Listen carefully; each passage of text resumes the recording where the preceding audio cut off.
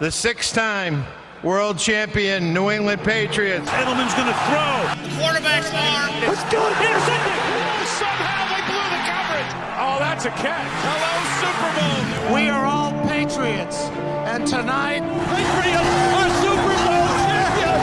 The Patriots are Super Bowl champions. Hello and welcome back into another episode of the Pats Pack Podcast. I am your host, Mr. Josh Fenton, here with Keeping Balance, JV the Kid, former All-Madden player, Josh Valdella. Josh, how are we doing today on this fine evening?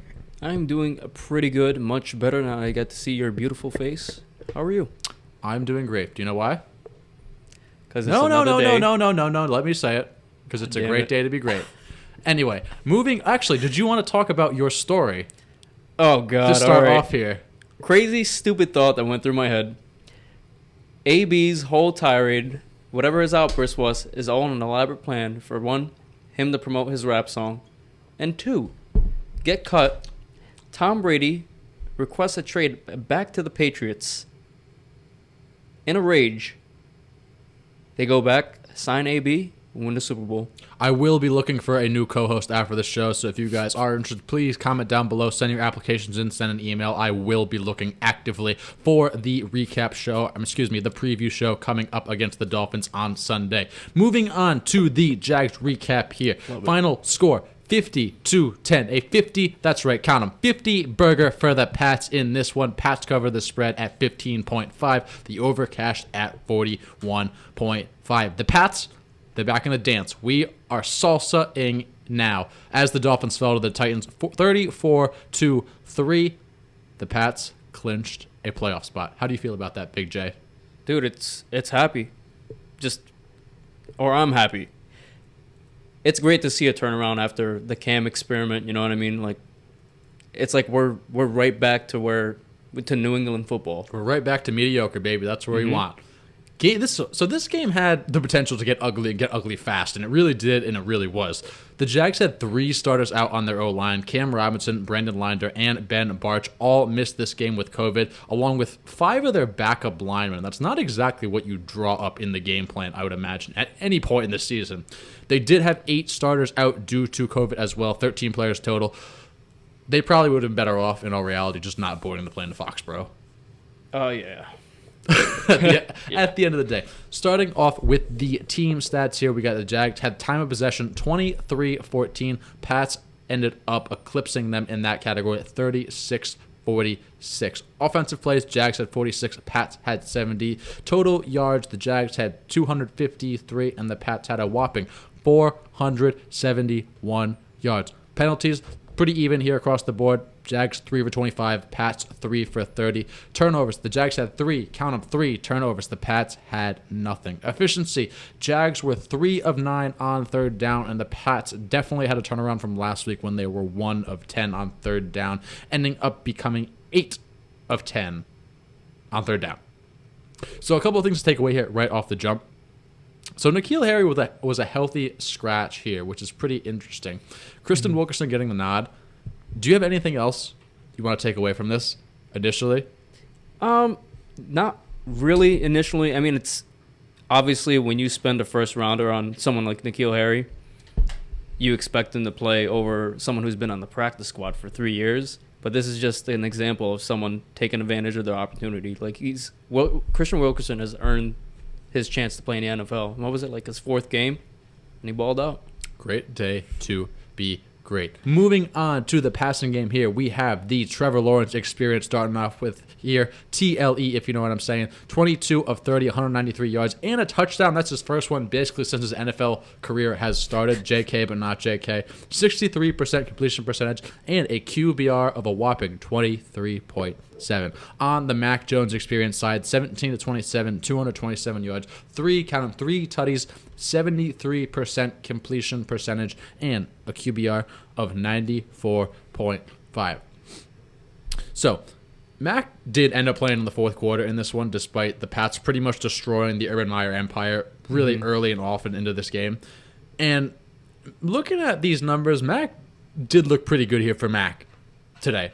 He only threw the ball 30 times, but he really did not need to throw the ball that much. So that's a lot in this game.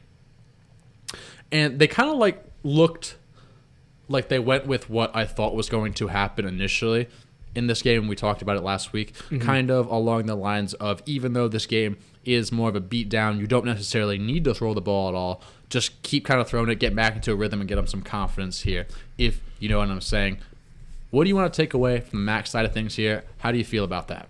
I agree. I mean, you can even go back maybe 2 games, not great quarterback play from him, but even to the Bills game where he, barely threw the ball. So that's 3 games that he hasn't really shown or efficiently implemented, the passing game. I don't even think they were trying to run up the score against the Jags. It was more letting Mac loose, expanding the playbook a little bit and getting him ready for the playoffs. Yeah, it seemed a little counterintuitive because they were running up the score, but they weren't running up the score. Yeah. Their main goal was to get him more touches, getting some more throws in there. It seemed like, as opposed to let's put up 60. Yeah, exactly. I don't think the point was mainly to run it up. Yeah, to put up points. It was agree. more so just to get him touches at the end of the day. On the Trevor Lawrence experience, another disappointing day here. He did throw a touchdown, like I said earlier, but that was his first one since week 9, I believe, week 8 or 9, which is absolutely insane. And a lot of this really isn't his fault at the end of the day. It's really just a bad situation. Like, the personnel's just off. It's just really not looking good. Partially that's Urban Meyer's fault, partially just because it's the Jags. What do you want to take away from the Jags side of things here, if anything at all?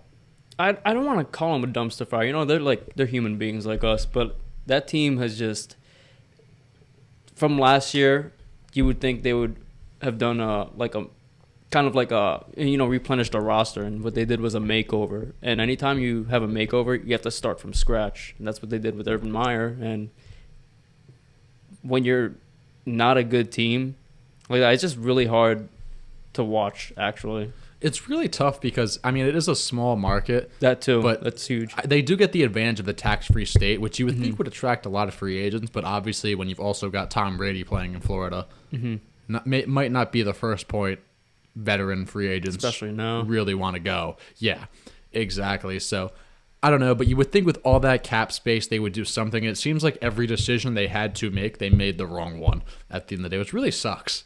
Dude, they consistently ship off first-rounders. Look what they did with Jalen Ramsey.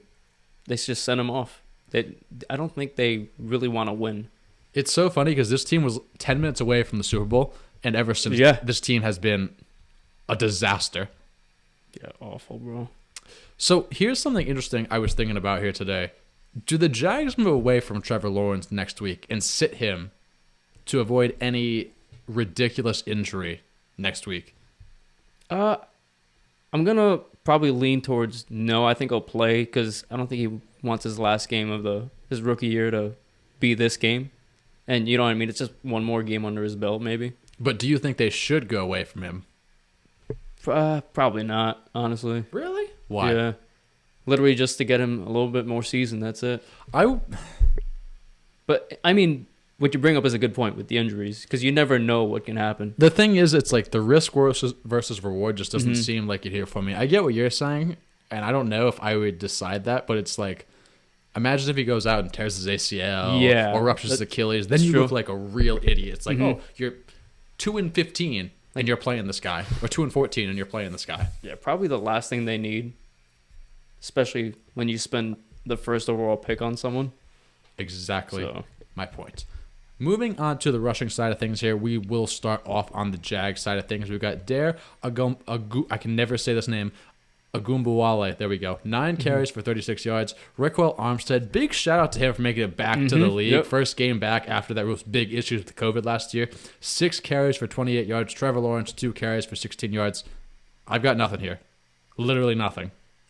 Same. All right. Moving on to the Pats side of things here. I'm really glad we agree with there. Ramondre Stevenson with the big day here. 19 carries, 107 yards, and count them 2, one more time for the kids at home. 2 tutties. Damien Harris had 9 carries for 35 yards. Also 2 tutties. Brandon Bolden, 1 carry, 4 yards. Kendrick Bourne, 2 carries, 17 yards. Mac Jones, 2 carries for 12 yards. And Jonnu Smith, Josh McDaniels said he wanted to get him more involved, and he did. 1 carry for 5 yards. So, well spread in the backfield here, it looks like a little bit, but at the end of the day, Stevenson and Harris really continue to rotate drives, which is what we were kind of talking about. We were going to expect the rest of the year. Harris ended up leaving this game with a hamstring injury, and Stevenson ended up taking over the rest of the workload for the remainder of the whole second half and kind of the back half of the second quarter. It's a little hard to tell how bad that hamstring injury really is because the game was so out of hand. It's like, why were you bringing him back in? But at the same time, he says he's good, but how many times have you heard guys say that before? Like, I'm fine, I'll be out there next week, and then they don't play for a month. So, what are you taking away from the run game here, and how do you feel with the Damien Harris situation? I'm not overly too concerned about his hamstring injury. Obviously, the soft tissue injuries are something to monitor, but I think it was one of those things where it was a blowout. You know what I mean? Why put your players at risk? Yeah. And let's manage this injury. It's one of those things. I wouldn't be surprised. I don't know. I was going to say I wouldn't be surprised if he was active next week, but we didn't see his normal workload. But I'm thinking Bill would probably just make him active if that was the case. Yeah, kind of like the Trevor Lawrence kind of comparison, what you were mentioning earlier, kind of like why try to avoid injury if you can. Yeah, but it's a little bit different because the Jags are done next week, and Trevor Lawrence is not nearly as expendable to that franchise as Damien Harris is to this one. Like, if Damien Harris, say they cut him, today, you just have to give Ramondre Stevenson a full-time workload. If you cut Trevor Lawrence today, the NFL would literally be in an uproar. That would be insane. That would be absolutely crazy. I don't even know what would happen, but we'll see if Damien Harris ends up suiting up Sunday. If not, fire up Ramondre Stevenson. I don't care if there is a fire. Moving on to the receiving side of things here. Jacoby Myers, 8 targets, 8 catches, 73 yards, and a tutty. That's right. He's got 2 on his career now. Kendrick Bourne, 6 targets, 5 catches, 76 yards. Brandon Bolden, 3 targets, 2 catches for 21 yards. Christian Wilkerson, the main event, 8 targets, 4 receptions for 42 yards, and 2 tutties. Should have been 3 tutties. Hunter Henry, 5 targets, 3 catches, 37 yards. Jonnu Smith, again, Josh McDaniels said he wanted to get him more involved, and he did. 1 target, 1 catch, 20 yards. Damien Harris, 1 target, 1 catch, 12 yards. And Gunnar Olszewski, 1 target, 1 catch for 9 yards. So, obviously, we kind of mentioned this a little bit earlier, but I want to talk about it a little more now. N'Keal Harry was a healthy scratch here. Why?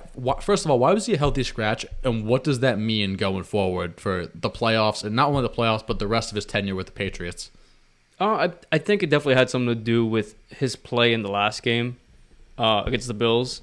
You know what I mean? Here's a big opportunity with Aguilar out for the game. Kendrick Bourne didn't practice all week. We saw that he barely played.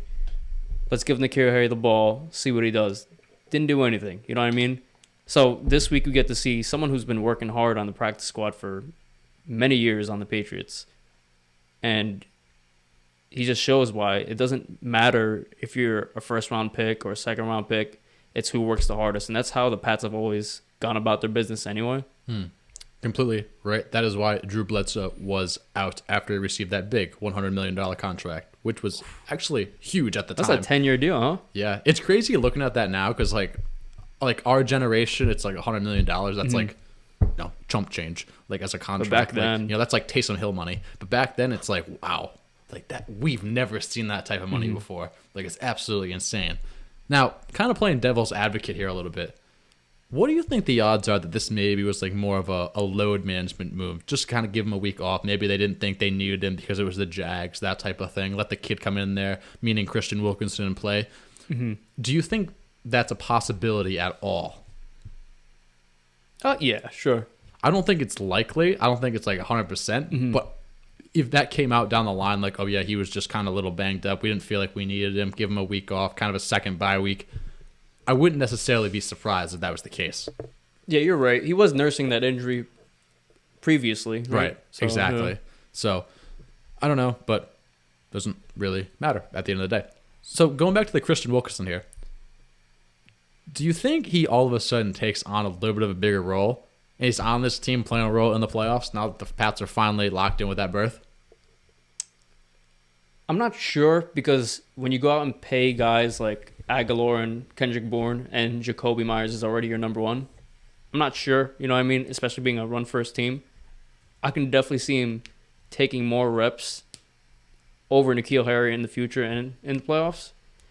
But like one thing that I like to look back on is him and Mac had great chemistry in the preseason.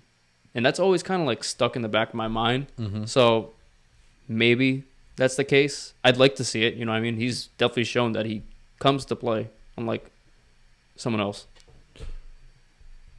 Do you think N'Keal Harry's done in New England after this year? Probably. I mean, we already tried to trade him, and no one wanted. They tried to trade him a couple of times, and he wanted to be traded. He demanded a trade. But the thing is, when you have no value, it's tough to receive anything worth it. I mean, it's not out of the ordinary for the Pats to, separate or have like divorces with players just to benefit both sides. I mean, look at Gilmore. That was one of those situations that was best for both sides. Right. So, when was he drafted? Was it 2018, 2019? So he's got one more year on his deal, right? Yeah, and I think it's one of those that they have to pick up his option. I'm pretty sure they already said they're not going to pick up his option, which makes a lot of sense. But that's why I was confused, because I felt like they said that early. Maybe I'm just thinking of someone else. Yeah, there's no way of but justifying I don't know that. why you would ever pick up his option. Hell It's been a huge disappointment. But I really think it's just interesting to see he's inactive while Aguilar's also inactive. You know what I mean? And Gunner's getting snaps over him. That's what I mean. That's what really surprises me. Like, it's one thing if it's like, all right, like everyone's healthy and you're like, all right, you're hurt, like kind of load management, like X marks the spot, like cross them off, like get you out of here, like sweep, we'll see you next week. But the thing is, it's like Gunner, who's probably has like less than 10 targets on the year, is playing. Christian Wilkerson, who barely has played in an NFL regular season game, get some snaps, and you're inactive. Yeah. It's a very interesting look. I think it just goes back to one of those things where it's whoever works the hardest earns it. Yeah, I think you might just be right at the end of the day. Moving on to the Jags side of things here. Laquan Treadwell, 6 targets, 6 catches, 83 yards. Marvin Jones Jr., 6 targets, 2 catches, 46 yards. I'm going to try to say this name right this time. Dare Agumbawale. There we go, baby. There we go. 2 targets, 2 catches, 32 yards, and a tutty. Laviska Shenault, 3 targets, 2 catches, 13 yards. Luke Farrell, 2 targets, 1 catch, 7 yards. Raquel Armstead, 2 targets, 1 catch, 6 yards. Tavon Austin, 4 targets, 3 catches, 2 yards. And Chris Manhertz, 1 target. Do you want to take anything out of this?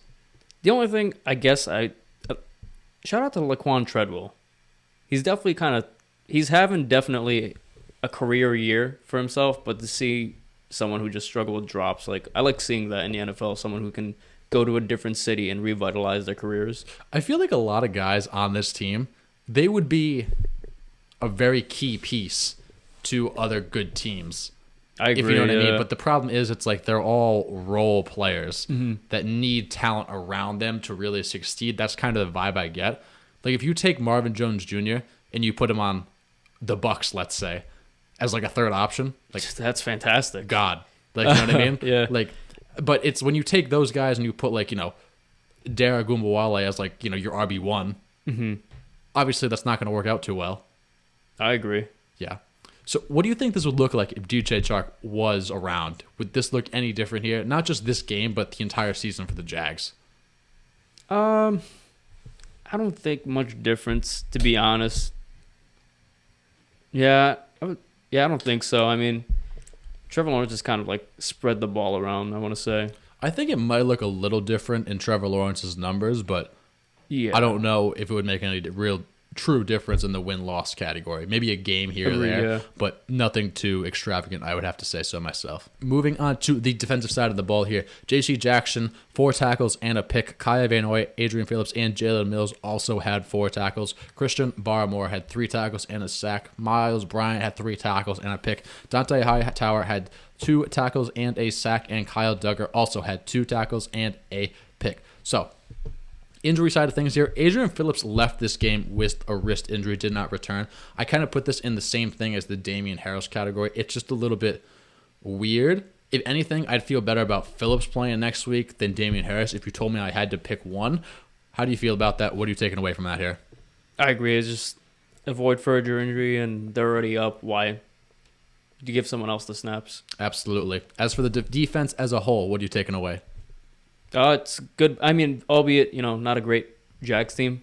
It's a good bounce back. I mean, the defense made plays, big turnovers, and Miles Bryant had a much better game than the last. It would be tough to have a worse game, Josh. It would be That is tough true. to have a worse game. But I do think sometimes you need a spot for a get-right game. And overall, both for the defense and for Mac, I feel like this was a perfect spot to have a good get-right game. Like, if you had to pinpoint a place in the season, maybe you could make an argument after the Bucs game, but this was a very good spot to have a get-right game. I was reading this article today. Like, the Pats were 1-3 and trailing by 2 touchdowns to the Texans in the second half. Did anyone think they were going to make the playoffs at that point? I'm like, I guess when you put it like that, it probably did not look too great. I just thought that was kind of funny. It is weird. Moving on to the Jags defensive side of things here. Chris Clayburks had 9 tackles. Daniel Thomas, 8 tackles. Andre Sisco, 6 tackles. Miles Jack, Josh Allen, and Shaq Quarterman also all had 6 tackles. What are you taking away from the Jags defensive side of things here, and what do you think this defense can do to improve this offseason? Mac and the offense picked them apart. I mean, some of those numbers are kind of bloated just because of the time of possession and how many offensive snaps the Pats actually took in the game. Yeah, not to interrupt you, but when I first looked at this box score, I'm seeing like 9 tackles, 8 tackles, 6 tackles, and it's like there was a bunch of other guys that had like 5 tackles, 4 tackles that I didn't even touch on, and I'm thinking, how is that possible? But I'm like, well, they were on the field for 70 plays, and the ball was going like everywhere. Continue. Yeah, that's like you said, the ball was all over the place, and but if anything, they have pieces in Jacksonville. They're not scrubs. They have 3 great linemen. Back at the defense, Miles Jack is an animal. You know what I mean? It's just Josh Allen, former first-round pick. He's pretty damn good too, and it goes like you mentioned before about the Pats. I mean, not the Pats, but the Jags not being a big market team. If they want to, they can spend the money, I feel like, to draw players into Jacksonville. But I just think that that's not in their plans. I think it's also going to depend a little bit on who they hire as a head coach. That too, that's huge. Urban Meyer probably is not someone too many people want to play for at the end of the day. I think that's a pretty safe assessment. Miles Jack, man, he's been here so long. Like, he's all that's left of that Saxonville team. He's kind of your old-timer grandfather who's like, I remember when I was your age, we had to write letters to people, and that's how we got in touch with them. Like, that's kind of the Miles Jack story right now, if you know what I mean. I didn't think you'd have anything to add to that. No. So, anyway, to finish up here, takeaways. So, get-right game for the Pats. Hopefully, we already talked about that. This is the spot that you want a get-right game. Build some momentum from Mac. I really think that goes right back to the get-right game. It's really exciting, and hopefully, I think next week against Miami, obviously it's not a get-right game because the Dolphins won 7 in a row before they just lost this past week, but it'll be a decent test, especially because the Pats have trouble playing in Miami.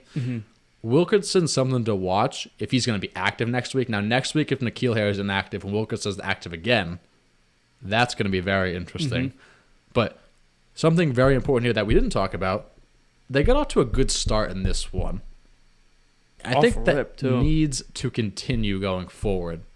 Oh, definitely. It's just what we've seen from the Pats is once they get behind, it's truly been an uphill battle. Yeah, absolutely. Anything else you want to add to this one, Josh? No, just keep the momentum going. Great, home win to end the regular season. Keep it up. Get this offense going. Defense locked down. J.C. Jackson Island is back. Let's get to the playoffs. Business is booming. Guys, we are done here. Thanks for watching. Make sure to like and subscribe as always, and we will be back later on this week to preview the Miami game. Thank you, everybody, and good night.